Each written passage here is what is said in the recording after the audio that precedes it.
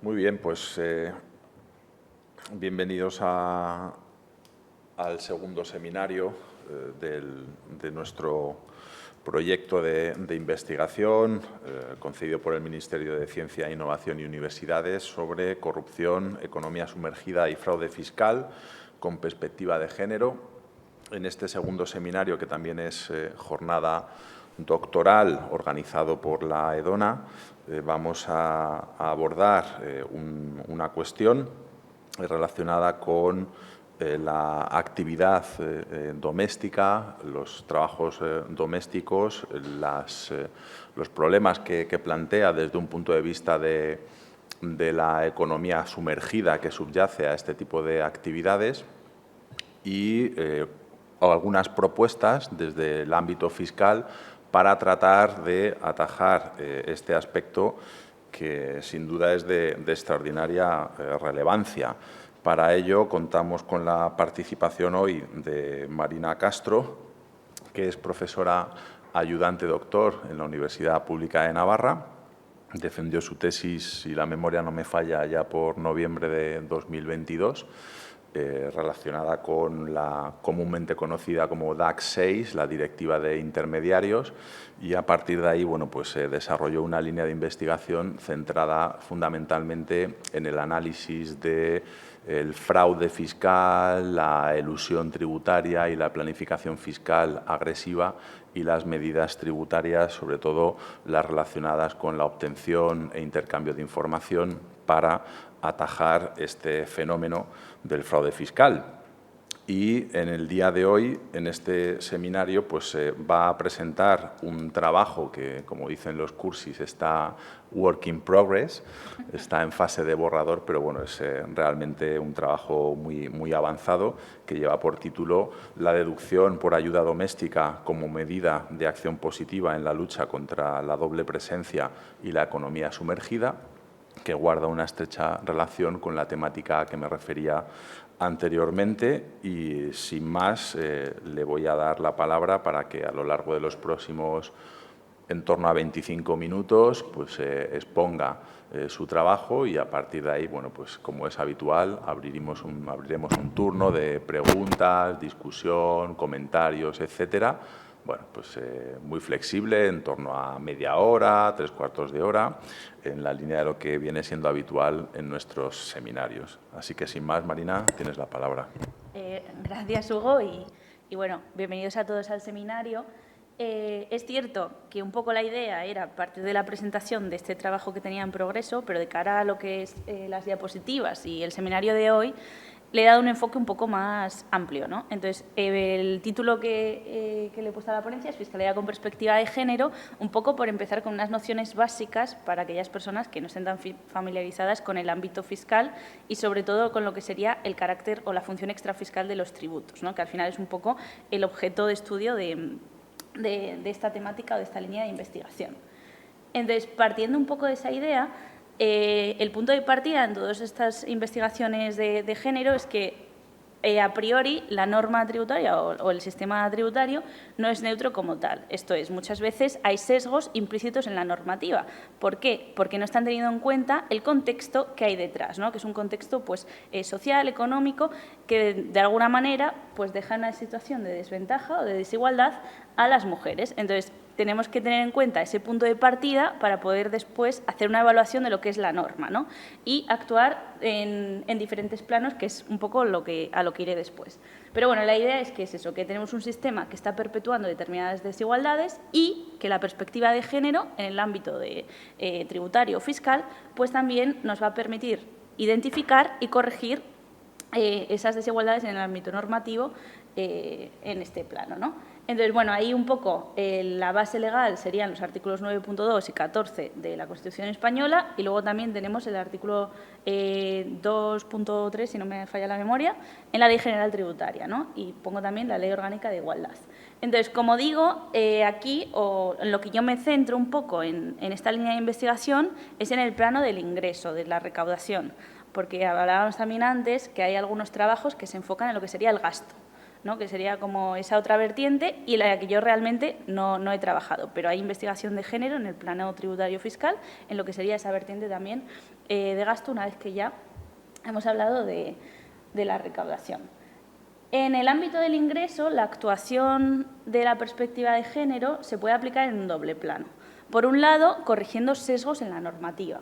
Esto es, pues bueno, hay sesgos implícitos que, como digo, no tienen en cuenta ese impacto de género, a lo que pondré algunos ejemplos después, y entonces hay que analizar las normas e intentar corregir esas diferencias o esas desigualdades. La segunda vía o el segundo plano es utilizar la política fiscal como herramienta extrafiscal.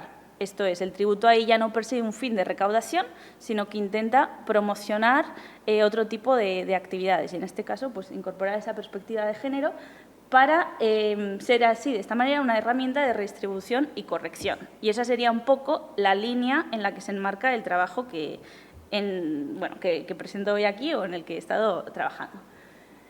Antes de entrar en esta segunda vía, un poco simplemente para tener esa visión general o ese contexto, tenía algunos ejemplos de lo que serían los sesgos de género en el sistema tributario, un poco para que partamos todos del mismo punto o tengamos esa visión general. Normalmente son sesgos de carácter indirecto. ¿Por qué? Porque son discriminaciones indirectas que no están teniendo en cuenta ese contexto económico y social de las mujeres a la hora de desarrollar la normativa. Entonces, el problema de esto es que al aplicarla, pues perpetúan esas situaciones de desigualdad. Hugo y yo, en un trabajo que hicimos con Elisa Sierra, estuvimos analizando esta cuestión. Fue una de las primeras cosas que hicimos con perspectiva de género, que era un poco ver pues, los sesgos indirectos que había a nivel de renta, básicamente del IRPF, ¿no? En mi caso, yo trabajé el tema de la tributación conjunta. Hugo fue más por materia de incentivos fiscales, pero bueno, son trabajos que ya tenemos publicados en el año 2020, si no me falla la memoria. Y era un poco lo primero que hicimos en esta línea, ¿no? Y por eso es algo que yo no he tratado ya en el trabajo que estoy presentando hoy. Entonces, bueno, entrando en los ejemplos, a nivel sesgos indirectos, como decía, en el impuesto de la renta de las personas físicas, una cuestión que analicé fue el tema de la tributación conjunta. La idea es que la norma aparentemente es neutra, pero en realidad, si observamos cuál es el impacto que tiene en la práctica, está penalizando a la persona que obtiene rentas más bajas, al segundo perceptor de renta. ¿Esta quién va a ser? Pues generalmente las mujeres, ¿no? Entonces, a través de una configuración neutra, llegamos a la consecuencia de que se está desincentivando el trabajo femenino y que favorecemos ese modelo o ese binomio sustentador de masculino y esposa dependiente que se dedica a las tareas del hogar. Y entonces, de hecho, la doctrina académica decía que esta tributación conjunta en el Estado, que no en Navarra, porque Navarra pues bueno, tiene ciertas peculiaridades en este sentido, configuraba lo que se denomina como una deducción por esposa dependiente. Entonces, se ha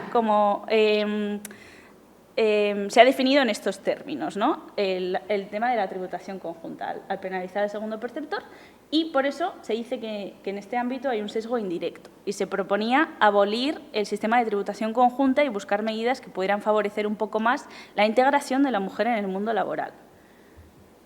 Otro tema que también se ha tratado por la doctrina académica son los sesgos regresivos en el IVA y, por ejemplo, pues los tipos de gravamen a los productos de higiene femenina, ¿no? Que no se consideraban como productos básicos y tenían un tipo de gravamen pues igual más elevado que productos de primera necesidad. Entonces, ahí nuevamente estamos estableciendo algunas medidas que con carácter general son neutras, pero que en realidad en la práctica no lo están siendo y que están un poco desfavoreciendo al colectivo femenino. La consecuencia es clara, hay un fomento de dependencia económica femenina, entramos en lo que se denomina la trampa de la pobreza y hay obstáculos también a la inserción laboral.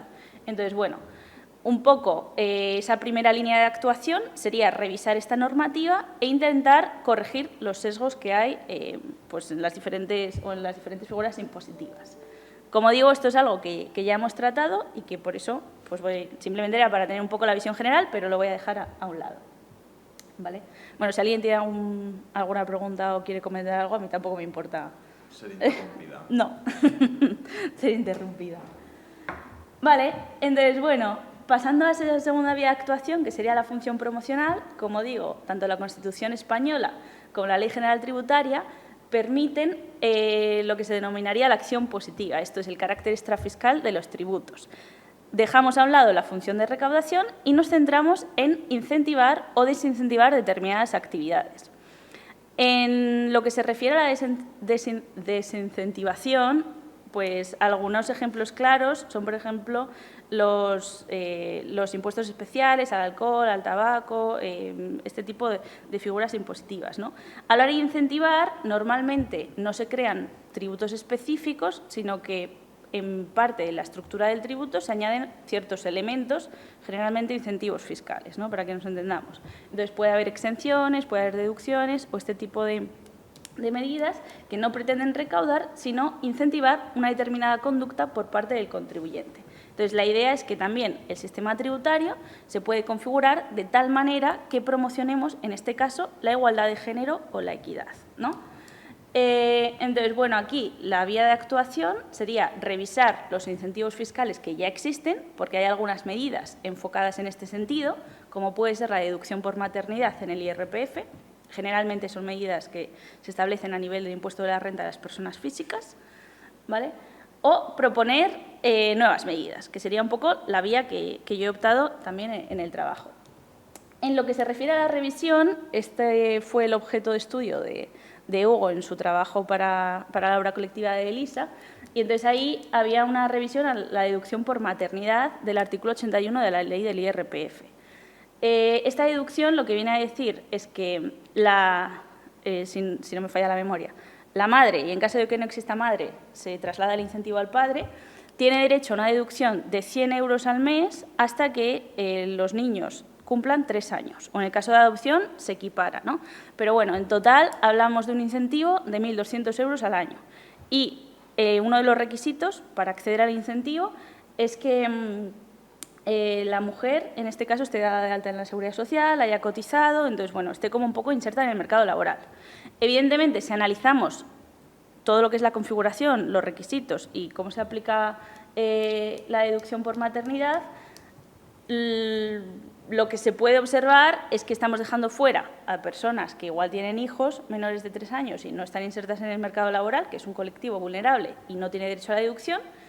También que 1.200 euros al año, pues quizás no es un incentivo especialmente cuantioso, entonces hasta qué punto eso, ¿no?, está ayudando a solventar la situación de las mujeres y que, bueno, en definitiva, favorece las rentas altas. Entonces, bueno, ahí Hugo, en el trabajo, proponía algunas medidas paralelas, por decirlo de alguna manera, o complementarias a esa deducción por maternidad, revisando ese incentivo.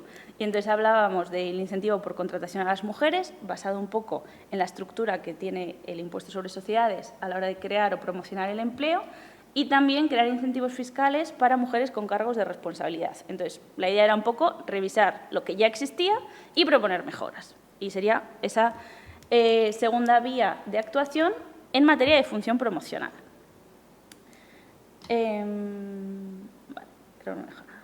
Entonces, bueno, a partir de ahí, la tercera vía ya no es ni revisar sesgos ni revisar los incentivos fiscales existentes, sino proponer nuevas medidas que no existan o que evidentemente no a nivel estatal, pero tampoco pues, en materia de comunidades autónomas o entidades locales. Entonces, aquí la idea surgió un poco, porque bueno, yo he estudiado en Suecia, hice mi máster en Suecia, ¿no? Y Suecia es uno de los países que a nivel pues, promoción de la igualdad, género y demás, están bastante avanzados. Y ahí tienen incentivos fiscales para la ayuda doméstica, un poco para el sector del hogar y para promocionar este tipo de cuestiones. Y de ahí vino un poco la idea y empecé a investigar qué incentivos fiscales había en derecho comparado y si existía algo similar a nivel España, a nivel sistema tributario español. Entonces, bueno, la idea es que en esos países del norte de Europa existe una deducción por ayuda doméstica para el trabajo en el hogar, ¿no?, que busca un poco combatir dos fenómenos adversos en materia de igualdad. Por un lado, la doble presencia y, por otro lado, la economía sumergida en el ámbito del trabajo doméstico. La idea es que es una medida que puede un poco ayudar en ambas líneas, ¿no? El punto de partida es definir trabajo doméstico, que es algo un poco complicado, ¿no?, porque son tareas esenciales pero invisibles. Y si no tenemos claro ese ámbito objetivo, a la hora de configurar después la medida, pues podemos dejar fuera determinadas tareas de cuidado. Y para mí, para mí ese era un punto importante, ¿no? ¿Qué entendemos por trabajo doméstico? Entonces, ahí la propuesta es que no se debe considerar solo el cuidado de los hijos, que muchas veces es a lo que se tiende o en lo que se intenta caer, ¿no? Sino, en general, cualquier trabajo prestado en el hogar familiar para realizar tareas habituales vinculadas a la vida doméstica. Entonces, ahí entraríamos desde mantener un poco la propia vida hasta el cuidado de los hijos y también de personas mayores o dependientes. Especialmente teniendo en cuenta que en los últimos años los hogares en Europa han cambiado, que ha habido un cambio demográfico en la población, ¿no? Entonces, ya no solo trabajo doméstico va a ser cuidar a hijos, sino que vamos a tener también otras tareas en ese sentido. Entonces, bueno, a partir de ahí, la pregunta era si el sistema fiscal podía ayudar a cambiar esta realidad. Y, como digo, pues ahí entrarían un poco las medidas de acción positiva, que también esta definición, Elisa no está, pero bueno, la saqué del derecho del trabajo, que ha tratado bastante con medidas de acción positiva, pero la idea es que, bueno, tenemos una medida que se destina a beneficiar directamente a individuos que se enfrentan a desventajas estructurales, y eso es algo importante, ¿no?, por pertenecer a un grupo social específico, a un determinado colectivo. Entonces, la idea es que hay un colectivo que el sistema a nivel estructural pues está desfavoreciendo y, por tanto, vamos a crear una medida destinada a ayudar a ese sector, ¿no?, intentando corregir esa discriminación o desventaja, con el objetivo, evidentemente, de que la igualdad sea real y efectiva. Entonces, bueno, eso sería un poco el punto de partida o las ideas que yo tenía en la cabeza a la hora de plantear una nueva propuesta. Y, evidentemente, el punto de partida, una vez que ya hemos asentado esas bases, era el contexto, porque, bueno, como hablábamos de sesgos implícitos, hablamos de una realidad social y económica que subyace al colectivo mujer, ¿no? ¿Cuál es el problema que queremos solventar o cuál es la situación de desigualdad que está perpetuando un poco estos, pues bueno, sí, ¿cómo decirlo? Está perpetuando esa situación en las mujeres, ¿no? Y había dos factores en concreto. Por un lado, la división sexual del trabajo y la doble presencia, y por otro lado, la economía sumergida que surge de la externalización de los cuidados, un poco con ese cambio demográfico. El primer factor, que sería el factor 1, creo que es bastante claro para cualquier persona que esté más o menos familiarizada con temas de género. La división sexual del trabajo, pues, se basa o se sustenta en la división de los roles tradicionales: el hombre trabaja, la mujer está en casa, ¿no? Entonces, esto es algo que igual en el siglo pasado estaba más acentuado, a día de hoy se ha ido diluyendo, pero todavía queda como una especie de pozo, ¿no?, de este binomio en lo que es la sociedad.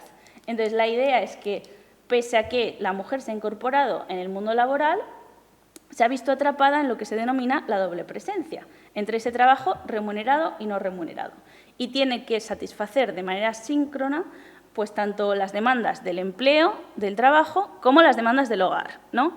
Y bueno, se dice que los hombres han favorecido o han ayudado también en el hogar, pero en la realidad, y estos son datos que ahora no he puesto la fuente, pero en el trabajo se pueden contrastar, la realidad es que la doble jornada para las mujeres supone 63,6 horas a la semana versus 56,7 horas de los hombres, sumando las horas de trabajo fuera del hogar y las horas dentro del hogar. Esto es, aunque la mujer trabaje a jornada parcial, aún así, si añadimos las horas que dedica al hogar, el total del cómputo de la suma de eso implica que la mujer pues tiene menos tiempo disponible, porque está dedicándose al cuidado o al trabajo, ¿no?, de otras personas. Y esto también comporta, y bueno, tenía algunos estudios que tampoco he citado en la presentación, pero que se pueden encontrar referenciados en el trabajo, pues estrés, menor productividad, brechas salariales y de promoción. O sea, es un problema, ¿no?, en la sociedad para el colectivo de las mujeres.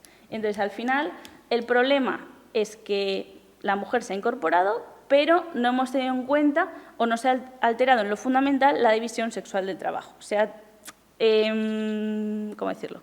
Hemos derivado en otra realidad social que tampoco es favorable para el colectivo de las mujeres, aunque haya habido cambios en la sociedad. Entonces, eso sería un poco el primer factor a la hora de configurar ese incentivo. El segundo factor es, como digo, la respuesta a la crisis del modelo tradicional de familia. Pues igual ya no tenemos un padre, una madre y unos niños, ahora hay familias monoparentales, familias, ¿no?, con sin hijos, etc. Pero aún así, a ver, voy a refrescar. Aún así, se sigue demandando cuidados por parte, pues bueno, de esos modelos familiares. La respuesta a esta crisis ha sido externalizar los cuidados, contratar a alguien, ¿no? ¿Y a quién estamos contratando? Pues generalmente a perfiles vulnerables, mujeres en su mayoría, muchas veces migrantes, ¿no? Y dado que estas mujeres migrantes, pues en muchas ocasiones están en situación de irregularidad, pues también sin contrato ni ningún tipo de protección a nivel estado del bienestar. Entonces, los datos arrojan un dato que es que, bueno, el 37%, y esto es una estimación porque nunca se puede saber al 100%, del sector doméstico está en situación de empleo irregular, en el ámbito de la economía sumergida. 37%. Me parece ya una cifra bastante elevada. Seguramente lo sea más, porque al final pues no hay estadísticas, o bueno, las estadísticas que hay pues están muy sesgadas y no se puede saber con ciencia cierta cuáles son los datos reales. El problema del empleo irregular, todo el mundo lo sabemos también, y de la economía sumergida, ¿no? Hay una pérdida de ingresos fiscales para el Estado, eso está claro. También se genera competencia desleal en el sector y después la falta de regulación, y nuevamente aquí Elisa pues, puede aportar más información que yo, es un problema pues, para la propia mujer que trabaja en el sector doméstico, en el tema de pues, trabajo informal, precariedad laboral, abusos, exclusión social y demás, ¿no? Entonces, bueno, esto es una realidad social. Creo que si nos paramos a pensar, casi todo el mundo conoce a personas que han contratado a una trabajadora del hogar de manera irregular, pues, puede ser una interna o puede ser personas con contrato a tiempo parcial que van rotando de una casa a otra, con jornadas laborales muy largas, sin vacaciones, sin ningún tipo de derecho laboral, ¿no? Entonces, creo que es una realidad social que tiene que de algún modo pues, combatirse, o tenemos que buscar algún tipo de medidas que puedan ayudar o proteger a este colectivo. Entonces, bueno, esos serían un poco los dos factores que he tenido en cuenta a la hora de investigar este incentivo fiscal. Partiendo de esa idea, el siguiente punto era analizar si teníamos ya algún tipo de medida en este sentido en el sistema tributario español. Y la respuesta es que no. A nivel comunidades autónomas, las comunidades autónomas tienen competencias normativas a la hora de establecer deducciones fiscales en IRPF. Entonces, habían más o menos regulado cuestiones similares. Entonces, analicé un poco las diferentes normativas y vi que, por ejemplo, en Andalucía, Castilla y León, Extremadura, había deducciones, pero generalmente eran o se centraban únicamente en el cuidado de los hijos. Entonces, no abarcaban todo lo que serían las tareas de trabajo doméstico, tal y como he definido al principio de la presentación. Se excluye de manera frecuente, digo ahí, a las personas mayores, a las dependientes, o no se tiene en cuenta a los hogares que no tienen hijos, pero que también tienen un poco que dedicarse a las tareas del hogar. Entonces, bueno, yo tengo familiares que no tienen hijos y aún así han contratado a una persona para que les limpie la casa. Quiero decir que porque una persona no tenga hijos no quiere decir que no vaya a recurrir a la contratación de este tipo de servicios. Entonces, creo que eso es una realidad que hay que tener en cuenta a la hora de diseñar la medida, porque de lo contrario partimos de una base o un contexto social erróneo, ¿no? Entonces, bueno, como digo, a nivel España no había medidas similares o la configuración de esas medidas no era la más idónea, y a nivel derecho comparado, voy a ir un poco al punto de partida otra vez, pues había experiencias más o menos exitosas en los países nórdicos. Tanto Dinamarca como Finlandia como Suecia habían establecido o han establecido deducciones por ayuda doméstica. Es cierto que en todos estos países el alcance de la medida muchas veces es más amplio, o sea, no abarca solamente tareas domésticas como tal, sino también, en algunas ocasiones, pues lo que hablábamos antes también con Hugo, renovación de la casa o tareas de jardinería. O sea, puede ser que el ámbito objetivo de la medida sea un poco más amplio, pero a los efectos de lo que a mí me interesaba, lo importante es que se tuviera en cuenta ese tipo de tareas de cuidado, ¿no? No solo el cuidado de los hijos, sino cualquier tipo de trabajo en el sector doméstico. Y entonces, bueno, en estos países pues se hablaba de cuidado de hijos, se hablaba de limpieza del hogar, se hablaba de tareas de, por ejemplo, si contratas a alguien para que cocine durante la semana, eso se podía después deducir en el impuesto sobre la renta. Entonces, la idea es que si yo, por ejemplo, quiero contratar a una empleada del hogar, Después, al hacer la declaración de la renta, voy a poder deducir parte del salario. En Finlandia, por ejemplo, es del 15% del salario que le pago a esa persona, más las cotizaciones a la Seguridad Social. Entonces, eso me obliga a que yo dé de alta a la persona, que la persona pues, entre un poco en el mercado laboral regulado y yo después voy a tener un retorno económico porque tengo ese incentivo en lo que sería mi impuesto sobre la renta de las personas físicas. Entonces, bueno, son medidas que se aprobaron, pues, creo que como hace unos 10, 15 años, ahora se ha ido viendo un poco el impacto y el resultado de esto es que hay menos economía sumergida y ha aumentado el empleo declarado en el sector. Entonces, en algunos sitios la muestra, y aquí es un poco también donde me enfrento a más dificultades, porque al final yo soy del ámbito del derecho tributario, no me dedico a la estadística, a la hora de encontrar datos, sobre todo de otros países, pues a veces es un poco complicado, pero bueno, según he podido investigar, y quizás es la parte que tengo que contrastar un poco más, el resultado ha sido positivo. Hemos avanzado en el sentido que se esperaba y teniendo en cuenta esos objetivos. Teniendo en cuenta lo anterior, la propuesta era crear un incentivo similar a nivel estatal en España, ¿no? Entonces, a la hora de configurarlo hay que tener en cuenta varios factores. El primero es que el beneficio económico tiene que ser suficiente para competir con el trabajo informal de la economía sumergida, porque evidentemente si yo no doy de alta a un trabajador, muchas veces es por el ahorro económico que eso me conlleva, ¿no? No estoy pagando pues, impuestos o no estoy pagando las cotizaciones a la Seguridad Social. Entonces, hay que tener en cuenta ese equilibrio. ¿En qué momento el incentivo fiscal me sale más a cuenta o es más beneficioso que no dar de alta a ese trabajador? Entonces, ahí es un terreno que tengo también un poco que explorar más, ¿no? Por otro lado, creo que es importante tener en cuenta a la hora de configurar la medida, en lo que se refiere a su ámbito objetivo, tener en cuenta todos los tipos de trabajo doméstico, no solo el cuidado a los hijos, sino pues también limpieza, cuidados a cualquier tipo de persona dependiente, mayores, niños, etc. Tampoco limitar a la edad de los niños a 3 años, porque creo que eso también es insuficiente, se necesita ayuda durante mucho más tiempo, ¿no?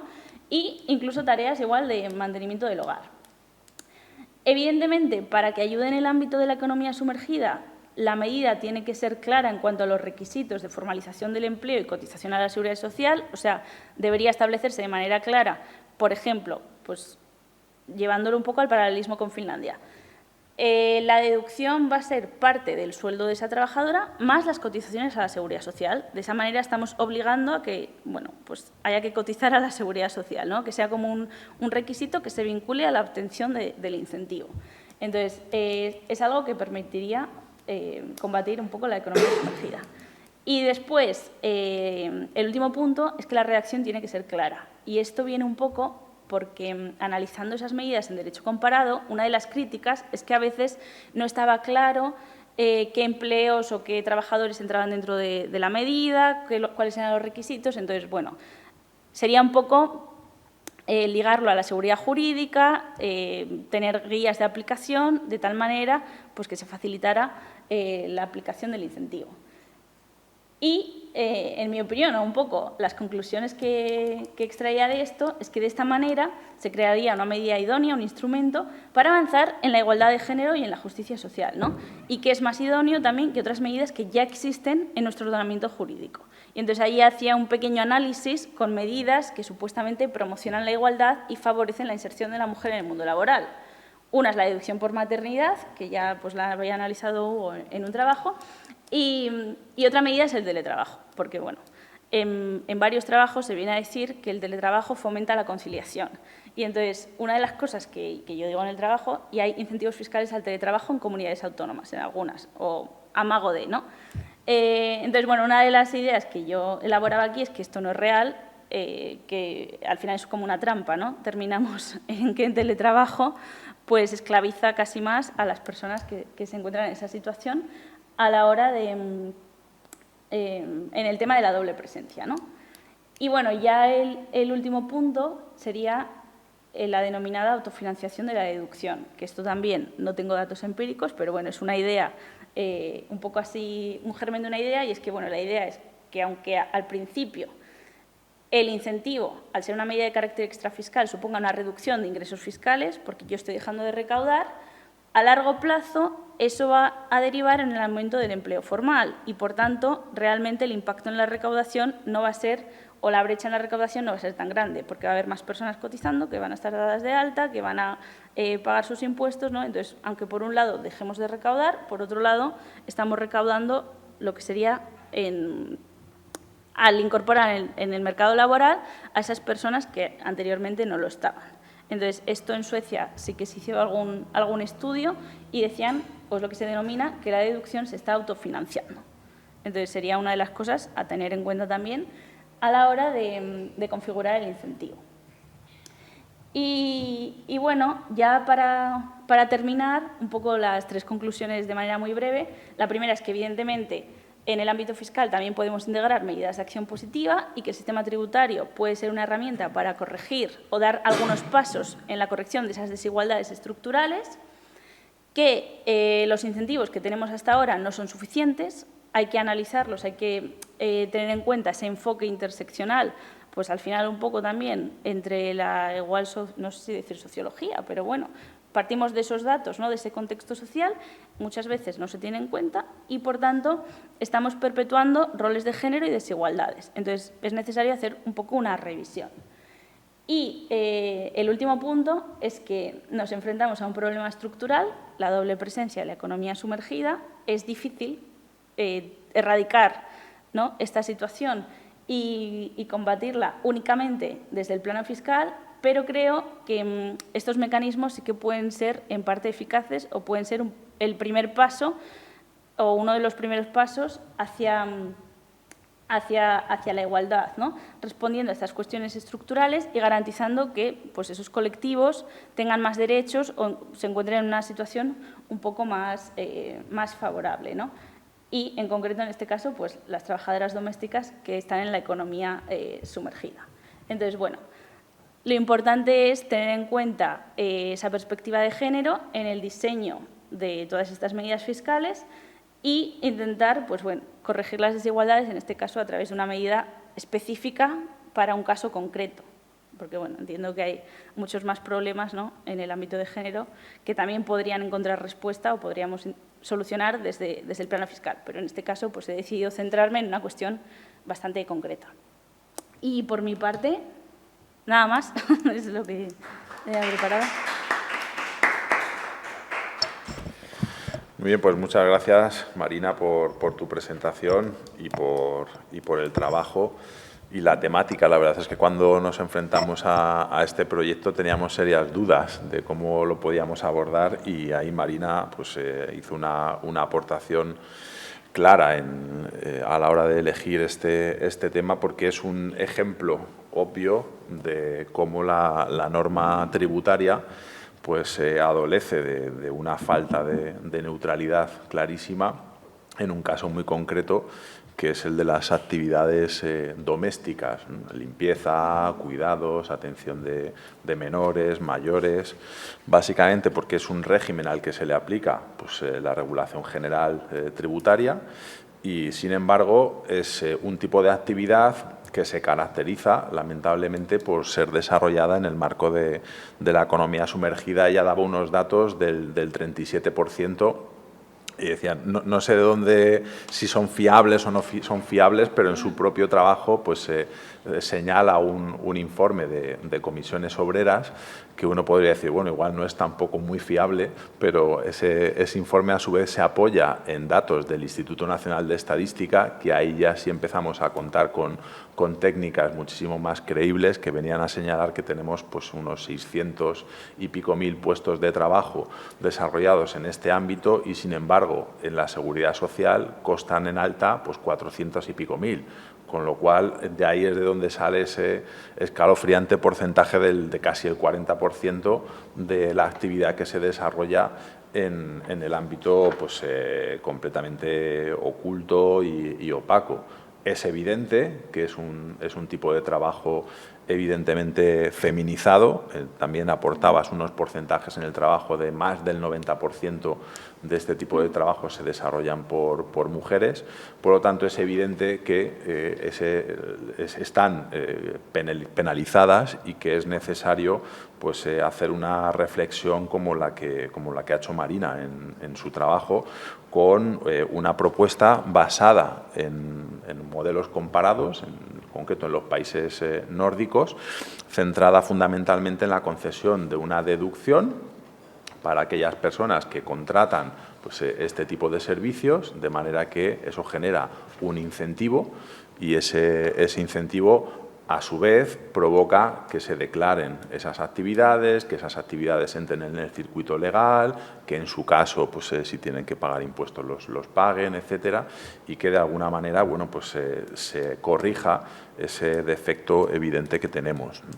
Entonces, ahora vamos a empezar con un turno de preguntas, intervenciones y demás. Si os parece, pues vamos atendiéndolos de manera individual. Leticia, tienes la palabra. Tienes el micro. Ante todo, Marina, muchas gracias por la exposición. Me ha parecido muy clarificadora y eso que vengo de un mundo que tampoco es muy cercano, ¿no?, a este ámbito tributario y de fiscalidad. Me ha gustado mucho el punto de partida, ¿no?, esa frase evidentemente casi lapidaria, ¿no?, de la fiscalidad no es neutra. Eso que venimos ya sosteniendo desde todas las ramas del ordenamiento, el derecho penal no es neutro, el derecho del trabajo no es neutro, el derecho tributario y fiscal no es neutro, y sobre todo porque lo has alimentado con ejemplos, y esto me parece que es súper sensato.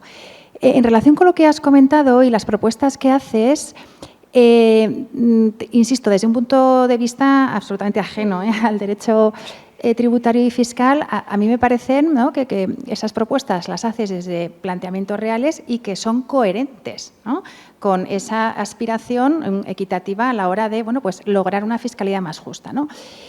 Yo, por ejemplo, esto te lo compro, pero a ojos cerrados. Entonces, en ese sentido, yo quisiera saber cuál es, en tu opinión, o cuáles son las principales resistencias, ¿no?, que podría haber por parte de los poderes públicos a la hora de implementar unas medidas de este tipo, porque a todas luces parecen razonables. Es decir, ¿esto por qué no está ya? Esa es la pregunta un poco. O los obstáculos o las dificultades a que esto bueno, pues, aparezca como una política pública absolutamente consolidada. Gracias, Leticia, por la pregunta. A ver, yo creo que uno de los principales problemas quizás es el tema económico, ¿no?, que comentaba antes, porque hay ya incentivos fiscales un poco con esa visión de género, deducción por maternidad, 1.200 euros. Entonces, ¿qué cuantía tiene que tener incentivo? Es a lo que voy, ¿no? Para que yo, como persona que quiere contratar a un empleado del hogar, me salga más a cuenta darle de alta en la Seguridad Social, cotizar, pagarle, ¿no?, un salario, tener un contrato de trabajo formal a cambio de un incentivo fiscal, en lugar de no hacer eso, ¿no?, y mantener la situación tal y como está. Entonces, ahí sería un poco balancear la cuestión económica, ¿no?, yo creo. Y yo no sé hasta qué punto, claro, ahí igual luego... o sea, en materia de incentivos... Claro, pero no tengo como el dato concreto de cuál es el impacto real de esto, ¿no?, a nivel de correlación de la autofinanciación. Pero bueno, o sea, quiero decir, la deducción por maternidad son 1.200, la deducción de servicios de guardería también son 1.200. O sea, ¿hasta qué punto en materia de política fiscal estarían dispuestos de aumentar esas cuantías o esos umbrales? Y esa sería un poco, creo, una de las cuestiones centrales a la hora de ver... Sí, yo creo que yo estoy de acuerdo con lo que dice Marina. Y luego en el trabajo comenta otra cosa que, bueno, es difícil de evaluar, desde luego, jurídicamente, pero ella habla de la moral tributaria y bueno, y comenta también algunos trabajos que de alguna manera comparan pues, la percepción que se tiene de lo que es el pago de impuestos en los países nórdicos, precisamente, y en los países mediterráneos, ¿no? Entonces, si tienes un incentivo que para que pueda mover la conducta de una persona tiene que ser muy elevado, pues ahí igual ya tienes un escollo en términos presupuestarios, ¿no?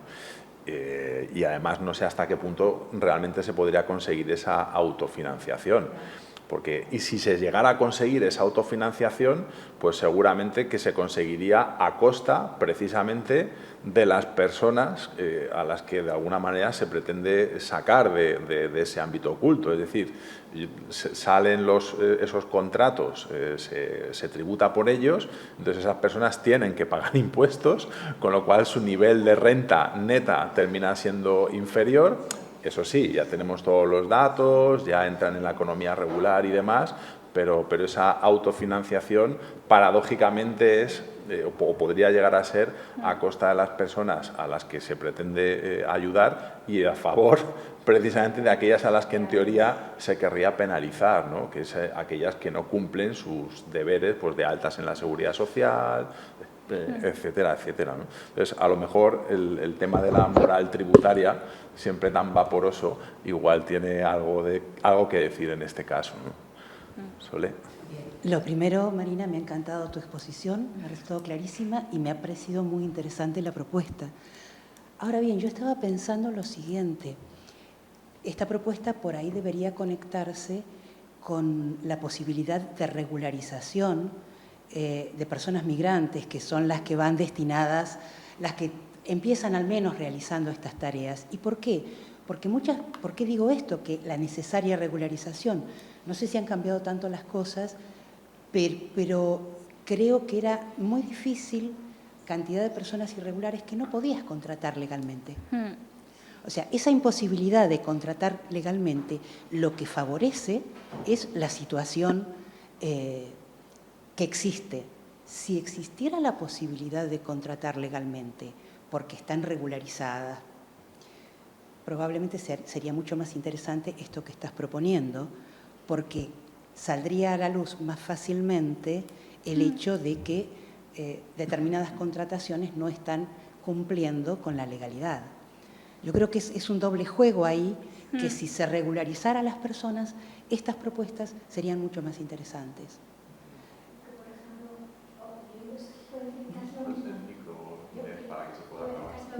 Igual, claro, este dato de que muchas de estas mujeres no solo son inmigrantes, sino que son inmigrantes en situación irregular, hace que sea un problema añadido.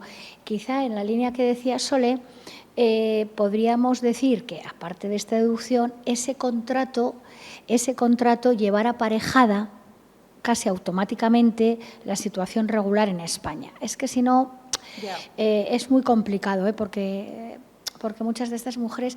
Y luego, claro, yo creo que hay otra dificultad añadida a lo que preguntaba Leticia. ¿Por qué no se hace? Pues porque en muchos casos, y tú también lo has dicho y en el trabajo también lo dices, este tipo de jornadas no respetan nada del Estatuto de los Trabajadores. Claro, si hacemos contratos, regularizamos, damos derechos, también se saldrá a la luz jornadas interminables, mujeres internas en una casa en las que nunca se para de trabajar. De horas extras no vamos a hablar, claro, no existen, ¿no? O sea, sí. Hay dificultades. Sí. Además, yo creo que hay otra cosa. En muchas comunidades autónomas existen determinadas ayudas a la dependencia.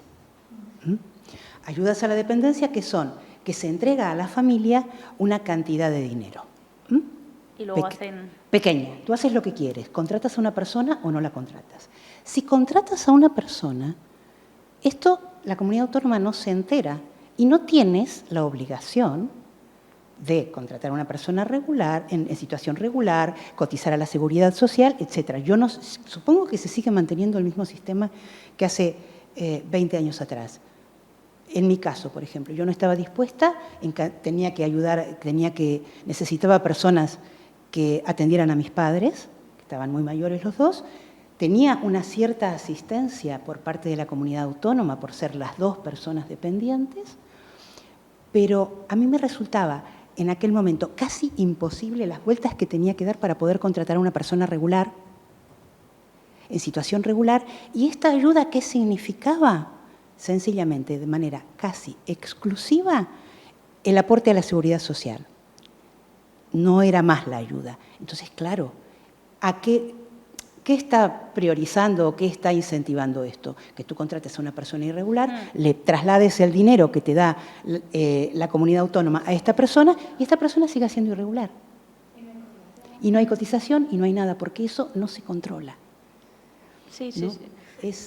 No, en eso estoy de acuerdo, y de hecho una de las cosas que yo marcaba era precisamente esa cuestión en incentivos que ya existían en materia autonómica, que muchas veces ni siquiera se exigía como requisito el contrato laboral, ¿no? El contrato, claro. Que a mí me parecía como algo básico para poder aplicar el incentivo. O sea, si no me estás aportando el contrato laboral y el alta de la seguridad social, yo no te voy a dar el incentivo fiscal. O sea, me parece que sería como un poco una cuestión básica. Y sí. Y claro, evidentemente hay un problema de personas pues en situación irregular, ¿no? Y el tema de la seguridad social es algo que también tenía pendiente. De hecho, quería tener una conversación con Elisa, nuevamente la nombro y luego si no le escribiré,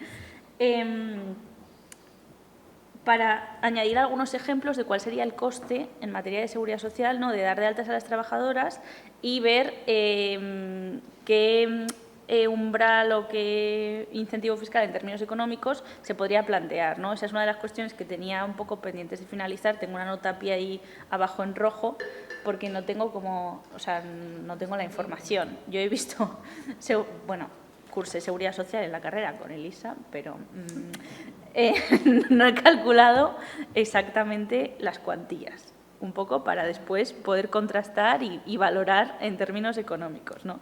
Pero es cierto que es uno de los obstáculos, ¿no? Al final. ¿O no? O no, porque si tú calculas determinadas políticas a mediano plazo, que no sea de forma inmediata qué beneficios voy a obtener, probablemente no, ¿eh?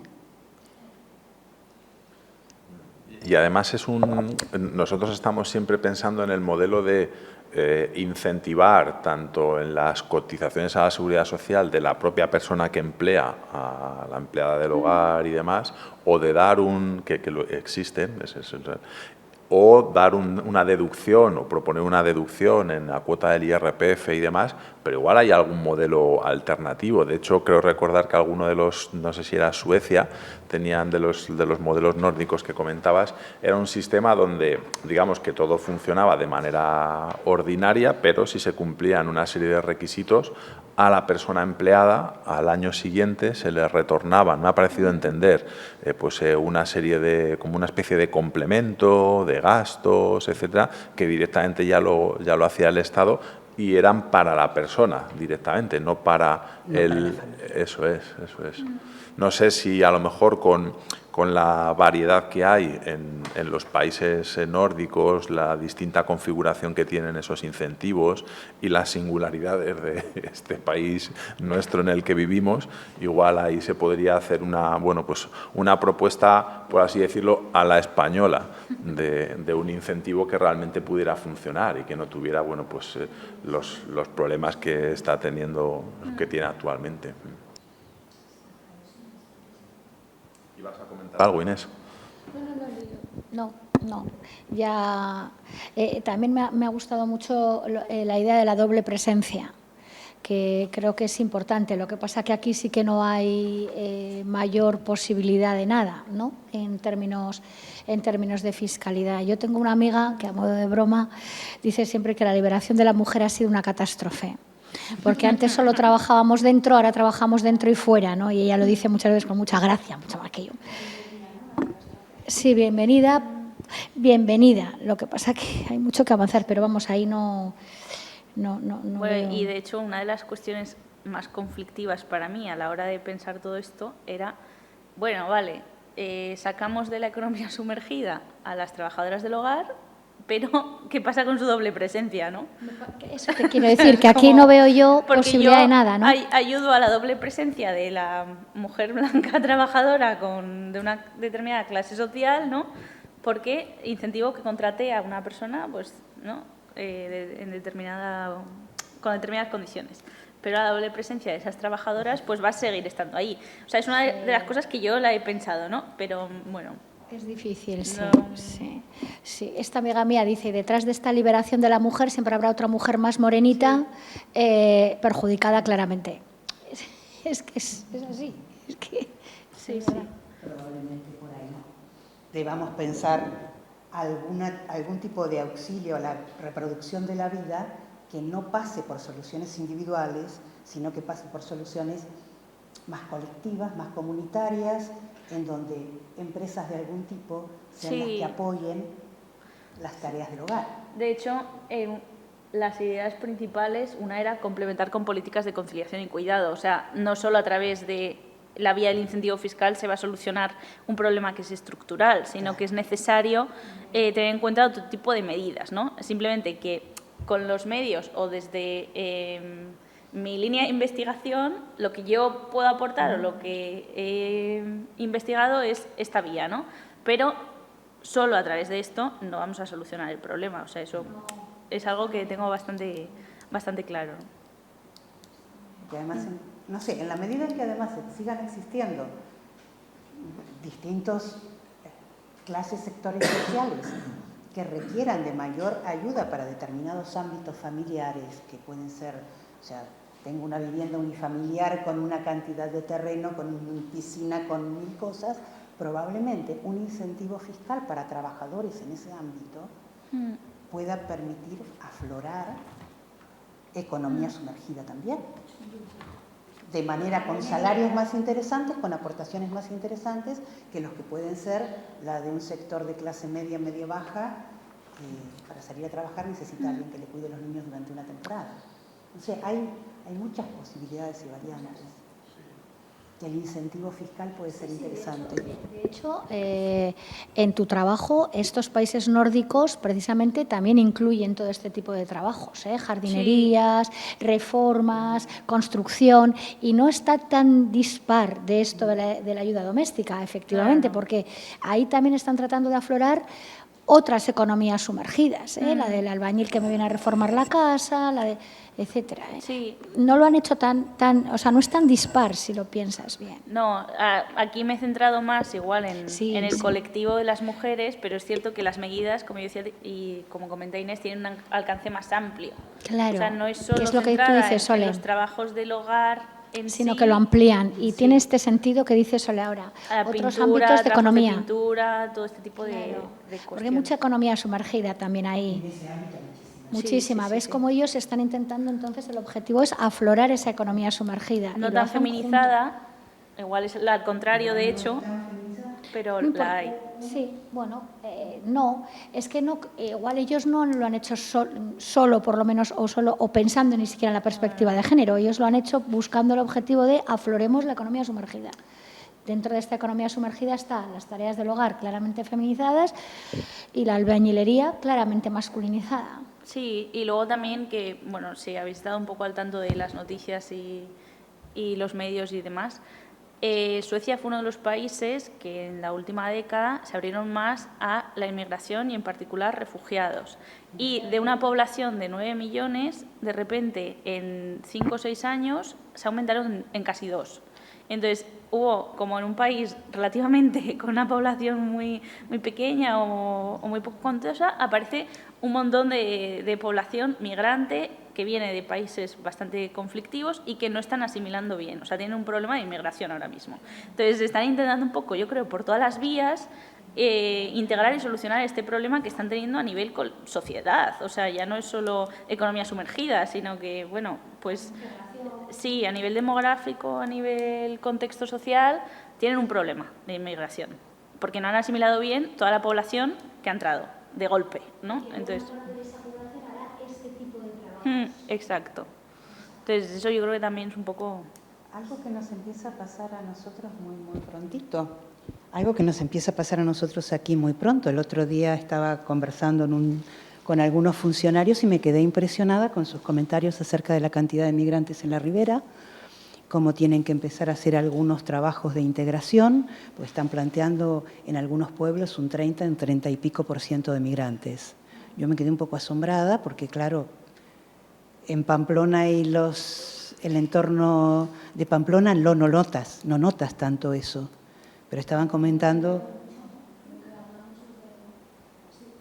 que en la Ribera hay una cantidad de migración que supongo que mucha de ella no debe ser legal, no debe estar regularizada.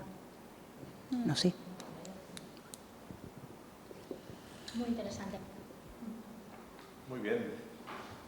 Pues si no tenéis más preguntas o más comentarios, estamos ya ahí al borde de la hora que nos habíamos propuesto para la presentación y discusión del paper. Y nada, por mi parte, y creo expresar el sentir de todos los que estamos aquí, pues agradecerte, Marina, el trabajo que has hecho, la brillantez con la que has expuesto un tema que incluso a los que estamos metidos en el mundo del derecho tributario pues nos es bastante ajeno, y la lógica con la que lo has abordado y ofreciendo propuestas que de alguna manera es lo que se espera de un proyecto de investigación que pretende abordar problemas claves de la sociedad y ofrecer propuestas para su solución. Con lo cual, creo que misión cumplida. Habrá que seguir reflexionando sobre estas cuestiones, pero en todo caso, enhorabuena.